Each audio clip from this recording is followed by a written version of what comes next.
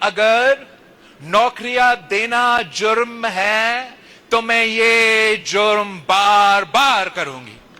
बिल्कुल ठीक कह रहे हैं सर आप। कराची वालों को नौकरी देना वाकई बहुत बड़ा जुर्म है और ये जुर्म आप बार बार करते आ रहे हो। बल्कि आपकी जमात तो पिछले 40 साल से ये जुर्म करती आ रही है। ये जुर्म तो छोटा अल्फाज है, ये जंग लड़ती आ रही है कि कराची में उर्दू बोलने वालों को नौकरी नहीं देना। आप बताएं किस सरकारी महकमे में कराची का उर्दू बोलने वाला नौजवान मौजूद है?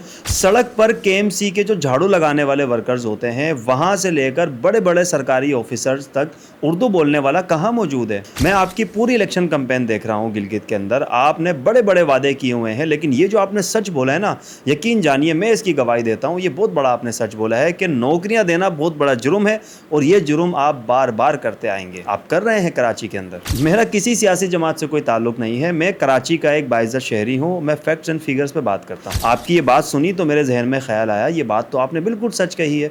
नौकरियां देना वाकई बहुत बड़ा जुर्म है और ये जुर्म आप शान शौकत से करते आ रहे हैं। कराची का पढ़ा लिखा नौजवान या तो छोटा मोटा खुद का कारोबार करता है या तो फिर प्राइवेट सेक्टर में नौकरियां करता है। 25-25, 30-30 हज़ार रुपए की नौकरी करता है, मास्टर किया हुआ बंदा। ऐसे काबिल नौजवानों के लिए कोई नौकरी नहीं है कराची में और इनको नौकरी देना बहुत बड़ा जुर्म है। ये जुर्म आप वाकई करते आ रहे हैं।